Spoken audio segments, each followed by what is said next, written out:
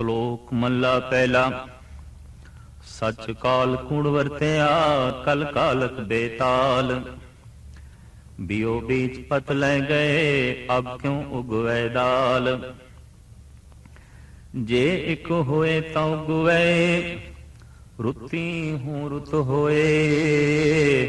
ਨਾਨਕ ਪਾਹੇ ਬਾਹਰਾ ਕੋਰੈ ਰੰਗ ਨ ਸੋਏ। ਭੈ ਵਿੱਚ ਖੁੰਭ ਚੜਾਈਏ ਸਰਮ ਪਾਉ ਤਨ ਹੋਏ। ਨਾਨਕ ਭਗਤੀ ਜੇ ਰਪੇ ਕੂੜੇ ਸੋਏ ਨਾ ਕੋਏ। ਵਕਤ ਦਾ, ਮਾਹੌਲ ਦਾ, ਸਮੇਂ ਦਾ ਮਨੁੱਖ ਦੇ ਉੱਤੇ ਇੱਕ ਖਾਸ ਪ੍ਰਭਾਵ ਪੈਂਦਾ ਹੈ। ਇਸ ਵਾਸਤੇ ਮਨੁੱਖੀ ਜਗਤ ਦੇ ਵਿੱਚ ਇਹ ਆਮ ਮੁਹਾਵਰਾ ਵਰਤਿਆ ਜਾਂਦਾ ਹੈ ਵੀ ਸਮੇਂ ਦਾ ਪ੍ਰਭਾਵ ਹੈ, ਵਕਤ ਦੀ ਗੱਲ ਹੈ, ਸਮੇਂ ਦੀ ਖੇਡ ਹੈ। ਸਮੇਂ ਦਾ ਜੋ ਪ੍ਰਭਾਵ ਬਣਦਾ ਹੈ, ਦਰਅਸਲ ਬਹੁਤ ਸਾਰੇ ਮਨੁੱਖ ਇੱਕੋ ਹੀ ਤਰ੍ਹਾਂ ਦੀ ਸੋਚਣੀ ਦੇ ਹੋ ਜਾਣ ਤਾਂ ਬਕਾਇਦਾ ਇੱਕ ਸਮੇਂ ਨੂੰ ਜਨਮ ਦਿੰਦੇ ਨੇ, ਇੱਕ ਤਰ੍ਹਾਂ ਦੇ ਵਕਤ ਨੂੰ ਜਨਮ ਦਿੰਦੇ ਨੇ। ਜੈਸੇ ਮਹਾਤਮਾ ਬੁੱਧ ਦੇ ਸਮੇਂ ਇੱਕ ਲਹਿਰ ਉੱਠੀ ਤੇ ਹਰ ਇੱਕ ਭਿਕਸ਼ੂ ਬਣਨ ਵਿੱਚ ਫਖਰ ਮਹਿਸੂਸ ਕਰਦਾ ਸੀ। ਭਿਕਸ਼ੂ ਕਿਸੇ ਗਲੀ ਦੇ ਚੋਂ ਲੰਘ ਜਾਏ ਤੇ ਗਲੀ ਦੇ ਵਸਨੀਕ ਸਮਝਦੇ ਸਨ ਸਾਡਾ ਮੁਹੱਲਾ ਪਵਿੱਤਰ ਹੋ ਗਿਆ। ਭਿਕਸ਼ੂ ਬਣਨਾ ਮਾਣ ਵਡਿਆਈ ਦੀ ਗੱਲ ਹੋ ਗਈ। ਉਸ ਵਕਤ ਦੇ ਸਮੇਂ ਦਾ ਐਸਾ ਪ੍ਰਭਾਵ, ਵਕਤ ਦੀ ਖੇਡ। ਇਹ ਗੱਲ ਵੀ ਠੀਕ ਹੈ ਕਿ ਸਮੇਂ ਦਾ ਪ੍ਰਭਾਵ ਵੀ ਵਿਅਕਤੀਆਂ ਦੁਆਰਾ ਬਣਦਾ ਹੈ। ਬਹੁਤ ਸਾਰੇ ਸਿਆਣੇ ਵਿਅਕਤੀ, ਬਹੁਤ ਸਾਰੇ ਮਹਾਨ ਵਿਅਕਤੀ ਇੱਕ ਤਰ੍ਹਾਂ ਦੀ ਸੋਚਣੀ ਦੇ ਹੋ ਜਾਣ ਤਾਂ ਬਕਾਇਦਾ ਉਹ ਇੱਕ ਸਮੇਂ ਨੂੰ ਜਨਮ ਦਿੰਦੇ ਨੇ, ਇੱਕ ਵਕਤ ਨੂੰ ਜਨਮ ਦਿੰਦੇ ਨੇ। ਔਰ ਹਰ ਬਸ਼ਰ ਐਸਾ ਕਹਿਣ ਲੱਗ ਪੈਂਦਾ ਹੈ ਇਹ ਵਕਤ ਦਾ ਪ੍ਰਭਾਵ ਹੈ, ਸਮੇਂ ਦਾ ਪ੍ਰਭਾਵ ਹੈ। ਲੇਕਿਨ ਬਹੁਤ ਸਾਰੇ ਮਲੀਨ ਮਨੁੱਖ, ਬਹੁਤ ਸਾਰੇ ਮਾੜੀ ਸੋਚਣੀ ਵਾਲੇ ਵੀ ਇੱਕ ਤਰ੍ਹਾਂ ਦੇ ਮਾਹੌਲ ਨੂੰ ਜਨਮ ਦਿੰਦੇ ਨੇ, ਇੱਕ ਤਰ੍ਹਾਂ ਦੇ ਸਮੇਂ ਨੂੰ ਜਨਮ ਦਿੰਦੇ ਨੇ। ਔਰ ਉਸ ਵਕਤ ਵੀ ਕਹਿਣਾ ਪੈਂਦਾ ਹੈ ਕਿ ਵਕਤ ਦਾ ਆਪਣਾ ਪ੍ਰਭਾਵ ਹੈ, ਸਮੇਂ ਦੀ ਆਪਣੀ ਖੇਡ ਹੈ। ਅਜੋਕੇ ਦੌਰ ਨੂੰ ਸਾਡੇ ਧਾਰਮਿਕ ਇਤਿਹਾਸ ਵਿੱਚ ਆਖਿਆ ਜਾਂਦਾ ਹੈ ਕਲ ਯੁੱਗ। ਐਸਾ ਸਮਾਂ, ਐਸਾ ਮਾਹੌਲ ਜਿਹਨੂੰ ਨਾਮ ਦਿੱਤਾ ਗਿਆ ਹੈ ਕਲ ਯੁੱਗ। ਇਸ ਦੇ ਅੱਖਰੀ ਅਰਥ ਅਨੇਕਾਂ ਹੋ ਸਕਦੇ ਨੇ, ਲੇਕਿਨ ਗੁਰਬਾਣੀ ਅਨੁਸਾਰ ਤੇ ਅਰਥ ਇਤਨੇ ਹੀ ਨੇ, ਕਲੇਸ਼ ਨਾਲ ਭਰਿਆ ਹੋਇਆ ਯੁੱਗ। ਹਰ ਪਾਸੇ ਕਲੇ ਹੀ ਕਲੇ, ਹਰ ਪਾਸੇ ਕਲੇਸ਼ ਹੀ ਕਲੇਸ਼। ਇਹ ਕਲੇ ਸਮਾਜਿਕ ਤਲ ਤੇ ਮੌਜੂਦ ਹੈ, ਵਿਵਹਾਰਿਕ ਤਲ ਤੇ ਦੇਖਣ ਨੂੰ ਮਿਲੇਗੀ, ਰਾਜਨੀਤਿਕ ਤਲ ਤੇ ਕਲੇ ਦੀ ਦੁਨੀਆ ਵਿੱਚ ਹੀ ਲੀਨ ਹੋ ਗਿਆ। ਹਰ ਪਾਸੇ ਕਲੇਸ਼ ਹੀ ਕਲੇਸ਼, ਔਰ ਇਹ ਕਲੇਸ਼ ਧਾਰਮਿਕ ਦੁਨੀਆ ਵਿੱਚ ਵੀ ਆ ਗਿਆ। ਜਿੱਥੇ ਕਲੇਸ਼ ਹੋਵੇ, ਸਿਆਣਾ ਬੰਦਾ ਉੱਥੋਂ ਭੱਜਣ ਦੀ ਕੋਸ਼ਿਸ਼ ਕਰਦਾ ਹੈ। ਤੋ ਅੱਜ ਦੀ ਰਾਜਨੀਤੀ, ਅੱਜ ਦਾ ਧਰਮ, ਅੱਜ ਦੀ ਸਮਾਜਿਕ ਜ਼ਿੰਦਗੀ ਦੀ ਸਿਆਣੇ ਮਨੁੱਖ ਨਿੰਦਾ ਕਰਨ ਲੱਗ ਪਏ ਨੇ। ਸਿਆਣੇ ਮਨੁੱਖ ਕਹਿੰਦੇ ਨੇ ਇਹ ਸਮਾਜਿਕ ਜ਼ਿੰਦਗੀ ਕੀ ਹੈ? ਕੁਛ ਵੀ ਨਹੀਂ। ਇਹ ਰਾਜਨੀਤਿਕ ਜੀਵਨ ਕੀ ਹੈ? ਕੁਛ ਵੀ ਨਹੀਂ। ਔਰ ਇਹ ਧਾਰਮਿਕ ਜ਼ਿੰਦਗੀ ਕੀ ਹੈ? ਕੁਛ ਵੀ ਨਹੀਂ। ਮਾਰ ਮਾਰ ਸਲਪਨੀ ਨਿਰਮਲ ਜਲ ਪੈਠੀ। ਭਗਤ ਕਬੀਰ ਜੀ ਮਹਾਰਾਜ ਕਹਿੰਦੇ ਨੇ ਜੋ ਕਲੇਸ਼ ਦੀ ਸਪਣੀ ਵਿਵਹਾਰਿਕ ਜ਼ਿੰਦਗੀ ਨੂੰ ਖਰਾਬ ਕਰ ਚੁੱਕੀ ਸੀ, ਸਮਾਜਿਕ ਜ਼ਿੰਦਗੀ ਨੂੰ ਦਾਗਦਾਰ ਕਰ ਚੁੱਕੀ ਸੀ, ਔਰ ਰਾਜਨੀਤਿਕ ਜ਼ਿੰਦਗੀ ਨੂੰ ਬਿਲਕੁਲ ਧੱਬੇ ਨੁਮਾ ਕਰ ਚੁੱਕੀ ਸੀ, ਉਹ ਸਪਣੀ ਧਾਰਮਿਕ ਦੁਨੀਆ ਵਿੱਚ ਵੀ ਆ ਗਈ। ਔਰ ਉਸਨੇ ਧਾਰਮਿਕ ਲੋਕਾਂ ਨੂੰ ਵੀ ਬੇਦਾਗ ਨਹੀਂ ਰਹਿਣ ਦਿੱਤਾ, ਉਹਨਾਂ ਦੇ ਉੱਤੇ ਵੀ ਬਕਾਇਦਾ ਧੱਬੇ ਆ ਗਏ। ਐਸਾ ਕਿਉਂ? ਸਮੇਂ ਦਾ ਪ੍ਰਭਾਵ, ਵਕਤ ਦੀ ਖੇਡ। ਬਹੁਤ ਸਾਰੇ ਗਲਤ ਸੋਚਣੀ ਦੇ ਮਨੁੱਖ ਇੱਕੋ ਹੀ ਸਮੇਂ ਵਿੱਚ ਹੋ ਜਾਣ ਤਾਂ ਉਹ ਇੱਕ ਤਰ੍ਹਾਂ ਦੇ ਮਾਹੌਲ ਨੂੰ, ਇੱਕ ਤਰ੍ਹਾਂ ਦੇ ਸਮੇਂ ਨੂੰ ਜਨਮ ਦਿੰਦੇ ਨੇ। ਅਜੋਕਾ ਇਹ ਜਿਹੜਾ ਦੌਰ ਹੈ, ਬਹੁ ਗਿਣਤੀ ਦੇ ਵਿੱਚ ਗਲਤ ਸੋਚਣ ਵਾਲੇ ਹੀ ਮਨੁੱਖ ਨੇ, ਔਰ ਉਸ ਦਾ ਅੰਜਾਮ ਅਸੀਂ ਚਾਰੋਂ ਪਾਸੇ ਬਿਖਰਿਆ ਹੋਇਆ ਦੇਖ ਸਕਦੇ ਹਾਂ।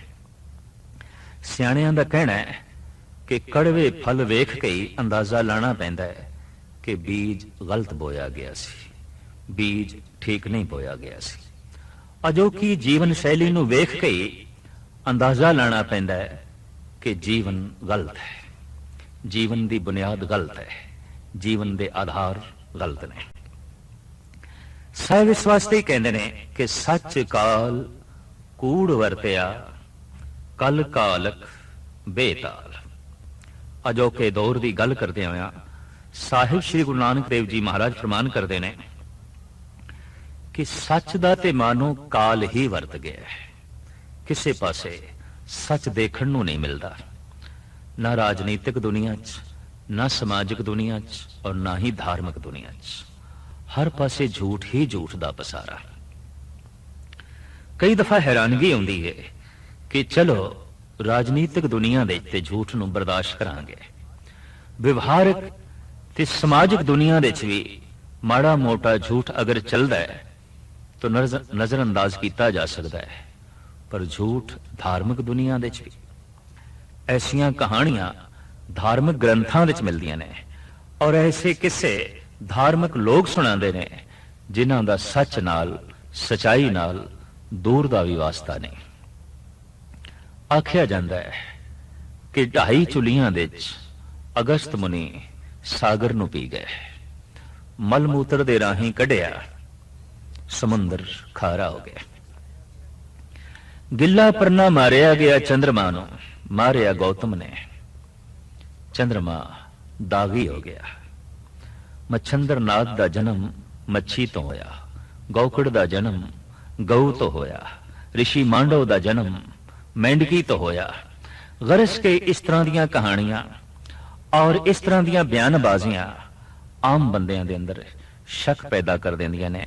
ठीक है, इन्हां कहानियां दे जो रहस्य है, जो रमज है, उस तक ना पहुंचण कारण करके अगर इन्हां दा उपरोक्त रूप ही ले लईए फिर ते ये सारियां गलत बयानियां जापदियां ने।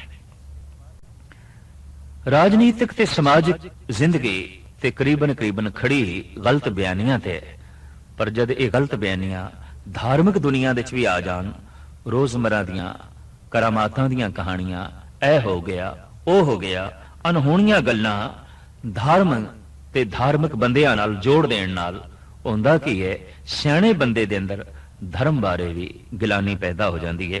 तो साहिब कहते मैं देखदा हर पासे सच दा ते काल ही वरते है, किसी पासे सच दिखाई नहीं देता।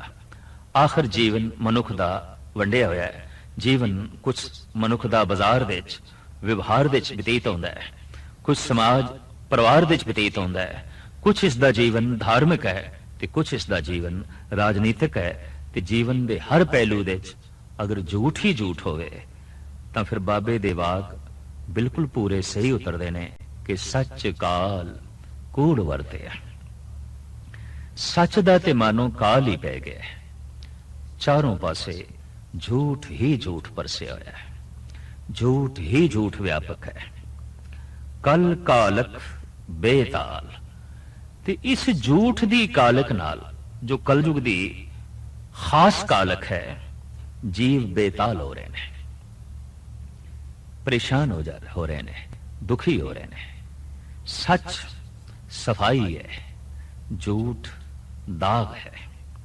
सच अमन है, सुख है, चैन है, झूठ बेचैनी है, दुख है, संताप है, बोझ है। जिस मनुख की जिंदगी जितनी ज्यादा झूठी होवेगी वो उतना ही बेताल हो जाएगा, उतना ही दुखी हो जाएगा, उतना ही बेचैन हो जाएगा, उतना ही परेशान हो जाएगा। और जिस मनुख दे कोल जितना ज्यादा सच है, जितना अधिक सच है, उहदे कोल उतना ही सुकून होवेगा, उतनी शांति होवेगी। और सहजे सहजे ऐसा होता है कि लंबी बीमारी दे विच रहण वाला मरीज मर्ज नाल सहमत हो जाता है, बीमारी नाल सहमत हो जाता है, और बीमारी नूं वो खिड़े मत्थे कबूल कर लेंदा है भी इन्हें ते रहना ही है।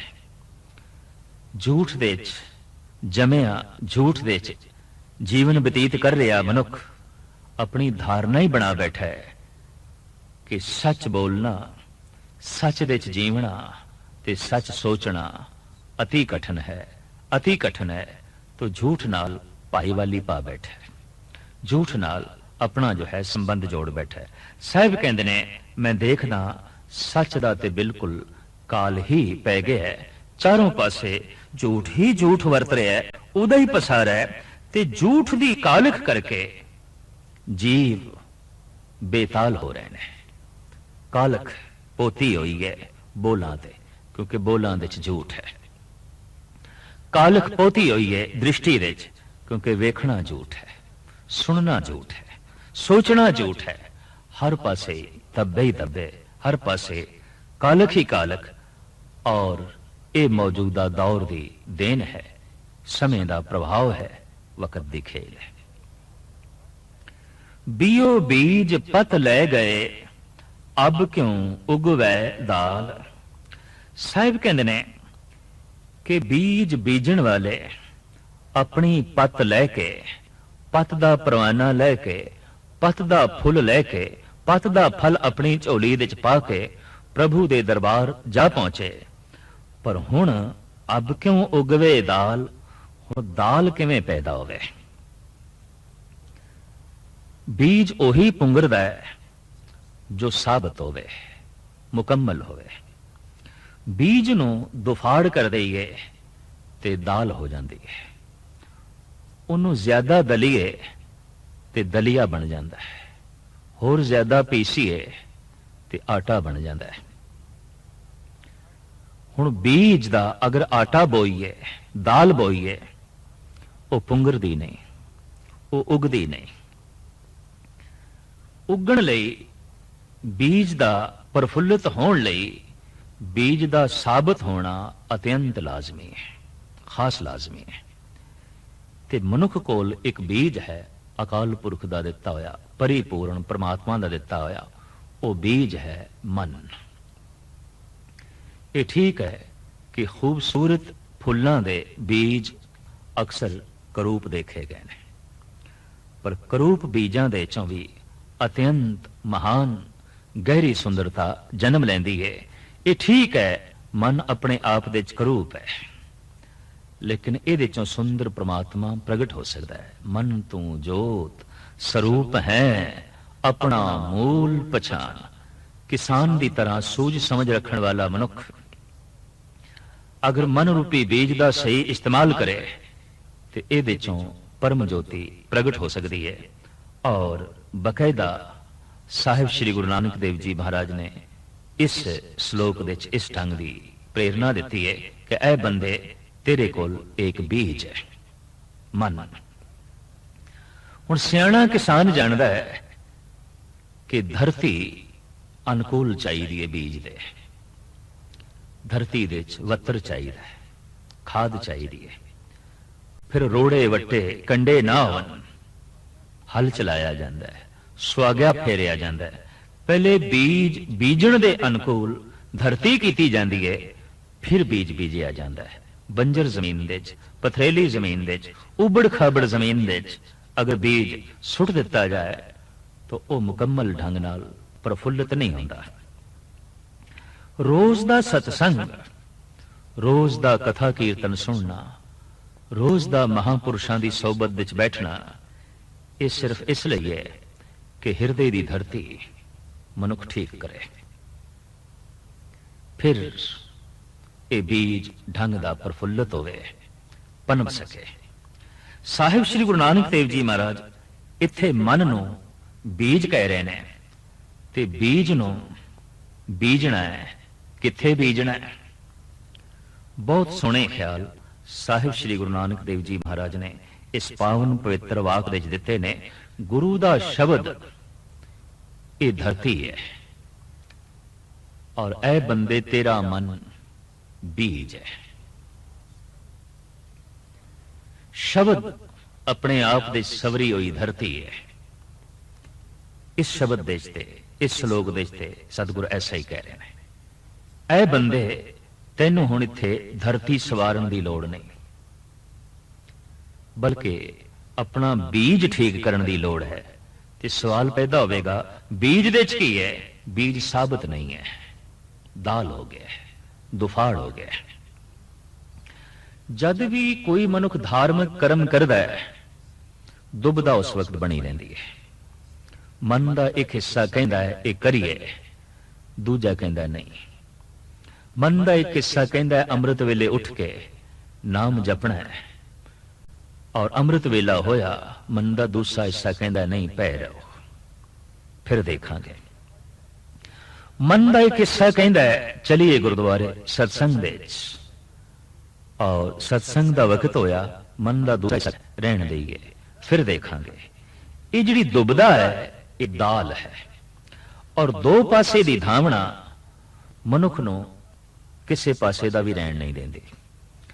देखो सज्जी अख अगर सज्जे पासे वेखे ते खब्बी खब्बे पासे वेखे, मनुख कुछ सही वेख नहीं सकेगा। सज्जा कन कुछ होर सुने ते खब्बा कन कुछ होर सुने, दरअसल कोई भी शब्द पल्ले नहीं पै सकेगा। सज्जी लत सज्जे पासे जावे ते खब्बी लत खब्बे पासे जावे, मनुख उत्थे ही ढेरी हो जाएगा, किसी थां ते भी पहुंच नहीं सकेगा। सज्जा हथ कुछ बनावे, खब्बा तोड़ देवे, खब्बा कुछ लिखे, सज्जा मेट देवे, तो कुछ भी नहीं लिखा जा सकेगा, कुछ भी बन नहीं सकेगा।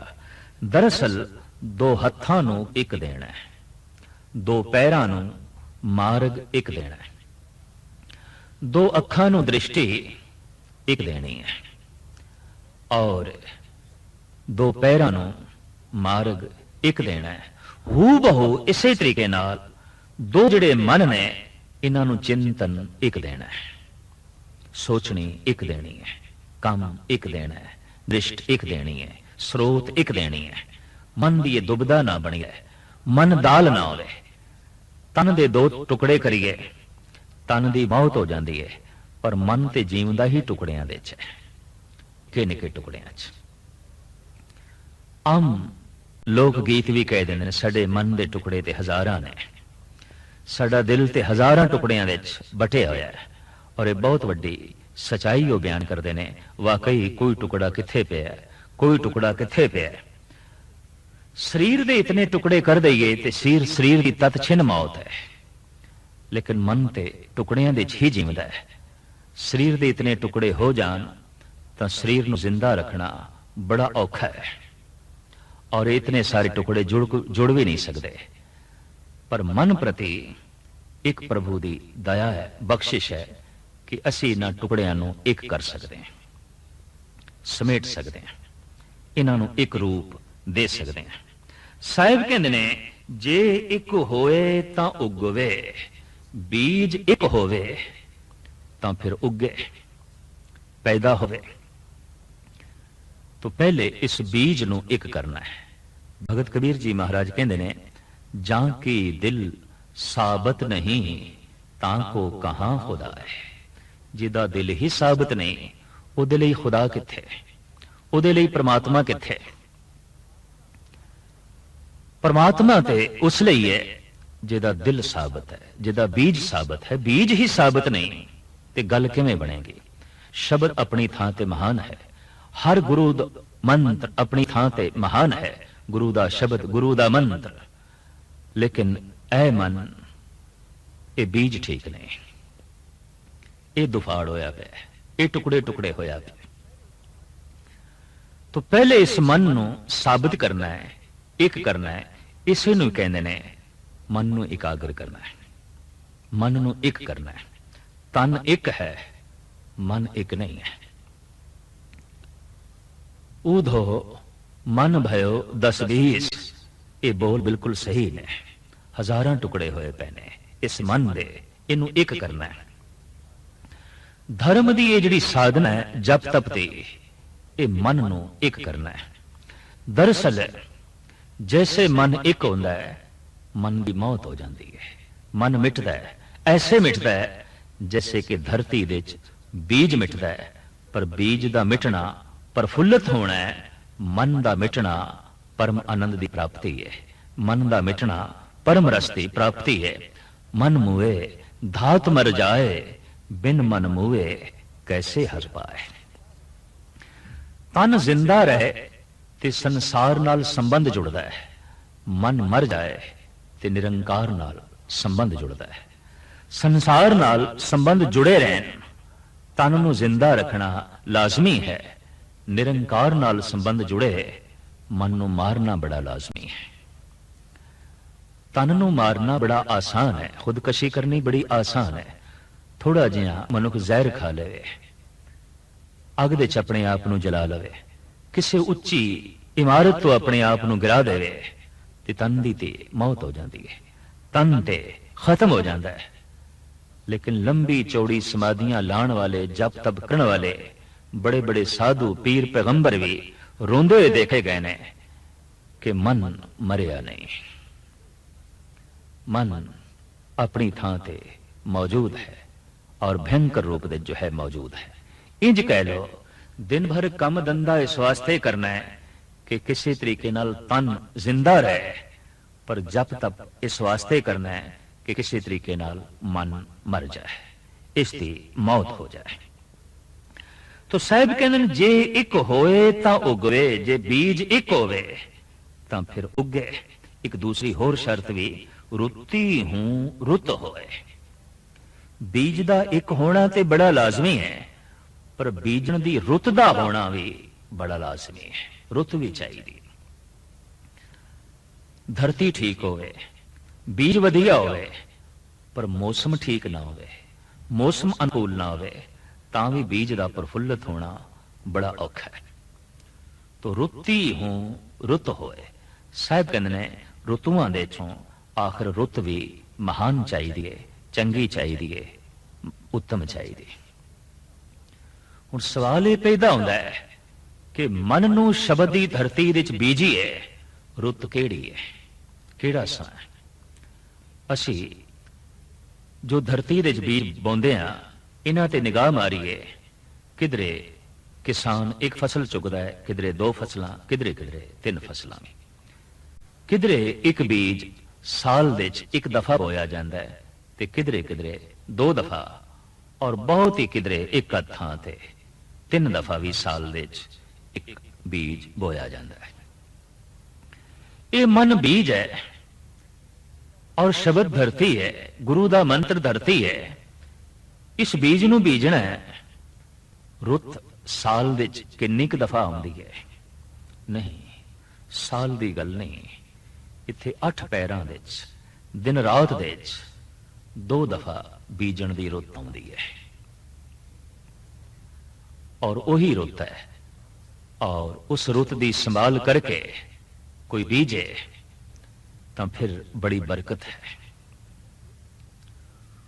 ਉਸ ਰੁੱਤ ਨੂੰ ਗੁਰਬਾਣੀ ਨੇ ਅੰਮ੍ਰਿਤ ਵੇਲਾ ਕਿਹਾ ਹੈ। ਉਸ ਰੁੱਤ ਨੂੰ ਸਾਡੇ ਦੇਸ਼ ਦੇ ਰਿਸ਼ੀ ਮੁਨੀਆਂ ਨੇ ਬ੍ਰਹਮ ਮੁਹੂਰਤ ਆਖਿਆ ਹੈ।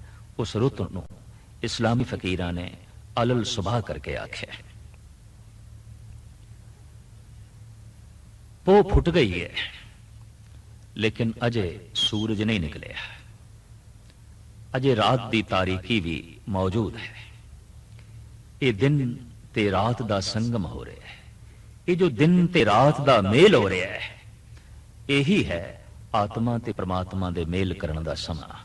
ਇਹੀ ਹੈ ਬੀਜ ਤੇ ਧਰਤੀ ਦੇ ਮੇਲ ਕਰਨ ਦਾ ਸਮਾਂ। ਸ਼ਾਮ ਨੂੰ ਸੂਰਜ ਗਰੂਬ ਹੋ ਗਿਆ ਹੈ, ਲੇਕਿਨ ਚਾਨਣਾ ਅਜੇ ਬਾਕੀ ਹੈ, ਲਾਲੀ ਅਜੇ ਬਾਕੀ ਹੈ। ਇੱਕਦਮ ਹਨੇਰਾ ਨਹੀਂ ਹੋ ਗਿਆ, ਲੇਕਿਨ ਅਸੀਂ ਦਿਨ ਵੀ ਨਹੀਂ ਕਹਿ ਸਕਦੇ ਇਸ ਨੂੰ, ਕਿਉਂਕਿ ਸੂਰਜ ਗਰੂਬ ਹੋ ਗਿਆ ਹੈ। ਪਰ ਅਸੀਂ ਰਾਤ ਵੀ ਨਹੀਂ ਕਹਿ ਸਕਦੇ ਇਸ ਨੂੰ, ਕਿਉਂਕਿ ਅਜੇ ਥੋੜਾ ਜਿਹਾ ਚਾਨਣਾ ਮੌਜੂਦ ਹੈ। ਇਸ ਤਰ੍ਹਾਂ ਦੇ ਸਮੇਂ ਨੂੰ ਕਹਿੰਦੇ ਨੇ ਸੰਧਿਆ, ਜਿੱਥੇ ਦਿਨ ਤੇ ਰਾਤ ਦੀ ਸੰਧੀ ਹੁੰਦੀ ਹੈ। ਇਹ ਸੰਧੀ 8 ਪੈਰਾਂ ਦੇ ਵਿੱਚ 2 ਦਫਾ ਹੁੰਦੀ ਹੈ। ਇੱਕ ਹੈ ਬ੍ਰਹਮ ਮੁਹੂਰਤ, ਅੰਮ੍ਰਿਤ ਵੇਲੇ, ਜਦ ਪੋ ਫੁੱਟ ਪੈਂਦੀ ਹੈ, ਸੂਰਜ ਉਦੇ ਨਹੀਂ ਹੋਇਆ, ਪਰ ਰਾਤ ਵੀ ਪੂਰਨ ਤੌਰ ਤੇ ਖਤਮ ਨਹੀਂ ਹੋਈ। ਦਿਨ ਤੇ ਰਾਤ ਦਾ ਸੰਗਮ ਹੋ ਰਿਹਾ ਹੈ, ਦਿਨ ਤੇ ਰਾਤ ਦੀ ਸੰਧੀ ਹੋ ਰਹੀ ਹੈ, ਦਿਨ ਤੇ ਰਾਤ ਦਾ ਮੇਲ ਹੋ ਰਿਹਾ ਹੈ। ਬਸ ਉਹੀ ਸਮਾਂ ਹੈ ਸ਼ਬਦ ਤੇ ਸੁਰਤ ਦਾ ਮੇਲ ਕਰਨ ਦਾ। ਉਹੀ ਸਮਾਂ ਹੈ ਮਨ ਰੂਪੀ ਬੀਜ ਨੂੰ ਸ਼ਬਦ ਰੂਪੀ ਧਰਤੀ ਦੇ ਚ ਦੇਣ ਦਾ। ਗੁਰੂ ਨਾਨਕ ਨੇ ਇਸ ਵਾਸਤੇ ਹੀ ਸਿੱਖ ਨੂੰ 2 ਵਕਤ ਸਤਸੰਗ ਕਰਨ ਲਈ ਕਿਹਾ ਹੈ, ਇੱਕ ਸਵੇਰੇ, ਇੱਕ ਸ਼ਾਮ ਨੂੰ। ਸਵੇਰੇ ਉਸ ਵਕਤ ਜਦ ਦਿਨ ਨਹੀਂ ਹੈ, ਰਾਤ ਰਾਤ ਨਹੀਂ ਹੈ, ਅੰਮ੍ਰਿਤ ਵੇਲਾ ਹੈ। ਸ਼ਾਮ ਨੂੰ ਉਦੋਂ ਜਦ ਸੂਰਜ ਗਰੂਪ ਹੋ ਗਿਆ। ਇਸ ਵਾਸਤੇ ਸਰੀਰ ਦਾ ਬਕਾਇਦਾ ਨਿਤਨੇਮ ਅਲੱਗ ਹੈ। ਸ਼ਾਮ ਦੀਆਂ ਬਾਣੀਆਂ ਪਾਠ ਦੀਆਂ ਬਕਾਇਦਾ ਅਲੱਗ ਨੇ।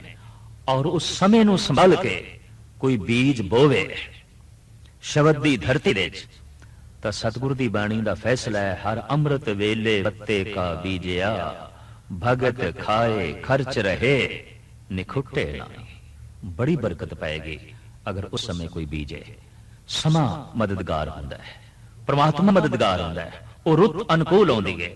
ਉਹ ਨਾਦਾਨ ਹੈ ਕਿਸਾਨ ਜੋ ਮੌਸਮ ਸਿਰ ਵਕਤ ਸਿਰ ਬੀਜ ਨਹੀਂ ਬੋਂਦਾ ਤੇ ਬੇਰੁੱਤਾ ਬੀਜ ਬੋਂਦਾ ਹੈ, ਤੇ ਬੇਰੁੱਤਾ ਬੀਜ ਬੋਇਆ ਹੋਇਆ ਸਮੇਂ ਸਿਰ ਪ੍ਰਫੁੱਲਤ ਨਹੀਂ ਹੁੰਦਾ, ਪੂਰਨ ਤੌਰ ਤੇ ਪ੍ਰਫੁੱਲਤ ਨਹੀਂ ਹੁੰਦਾ। ਤੇ ਸਾਹਿਬ ਕਹਿੰਦੇ ਨੇ, ਜੇ ਇੱਕ ਹੋਏ ਤਾਂ ਉਗੋਏ, ਰੁੱਤੀ ਹੂੰ ਰੁੱਤ ਹੋਏ। ਨਾਨਕ ਪਾਹੇ ਬਾਹਰਾ ਕੋਰੇ ਰੰਗ ਨਾ ਸੋਏ। ਕਪੜਾ ਕੋਰਾ ਹੈ, ਅਗਰ ਉਸ ਨੂੰ ਭੱਠੀ ਤੇ ਨਾ ਚਾੜੀਏ, ਖੁੰਭ ਤੇ ਨਾ ਚਾੜੀਏ, ਤਾਂ ਫਿਰ ਉਸ ਤੇ ਰੰਗ ਚਾੜਨਾ ਬੜਾ ਔਖਾ ਹੈ। ਜਿਵੇਂ ਬੰਜਰ ਜ਼ਮੀਨ ਦੇ ਵਿੱਚ ਬੀਜ ਪ੍ਰਫੁੱਲਿਤ ਨਹੀਂ ਆਉਂਦਾ, ਤਿਵੇਂ ਕੋਰੇ ਕੱਪੜੇ ਤੇ ਰੰਗ ਵੀ ਨਹੀਂ ਚੜਦਾ। ਉਹਨੂੰ ਬਕਾਇਦਾ ਭੱਠੀ ਤੇ ਚਾੜ ਕੇ ਖੁੰਭ ਤੇ ਚਾੜਨਾ ਬੜਾ ਜੋ ਹੈ ਲਾਜ਼ਮੀ ਹੁੰਦਾ ਹੈ। ਔਰ ਫਿਰ ਬਾਅਦ ਵਿੱਚ ਪਾਣ ਦੇਈਦੀ ਹੈ। तो सतगुरु देव जी महाराज कहते नानक पाहे बाहरा कोरे रंग ना सोए।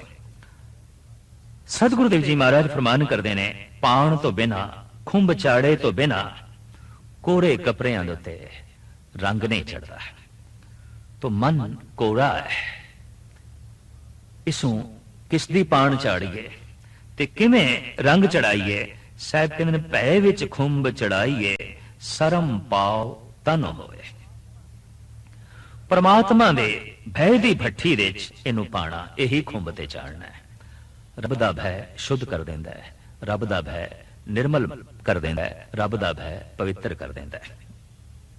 भय पईए तन खीण होए, लोभ रत विचों जाए, ज्यों बैसंतर धात सुध होए, त्यों हर का भव दुरमत मैल गवाए। तमाम दुरमती प्रभु भय दे जल के खाक हो जाती है। मनुख दा मन पावन हो जाता है, पवित्र हो जाता है। प्रभु भय दे पट्टी दे इनू पाना चाहिए, यही खुंब ते जो है चाड़ना है। ते जप तप की जड़ी मेहनत करनी है, यही जो है आण चाड़नी है। नानक भक्ति जे रपे कूड़े सोए ना कोए। इस तरीके नाल जो भक्ति दे लीन होंदा है, भक्ति करता है, फिर उसनू कूड़ दी पाण नहीं चढ़ी। वो सचियार हो जाता है, सच दा आनंद माणदा है, सच नाल जुड़ के सच दी मूर्ति हो जाता है। और उसनू देख के कहना पैंदा है कि हुण ईश्वर दे ते इस भगत दे भेद नहीं रहा।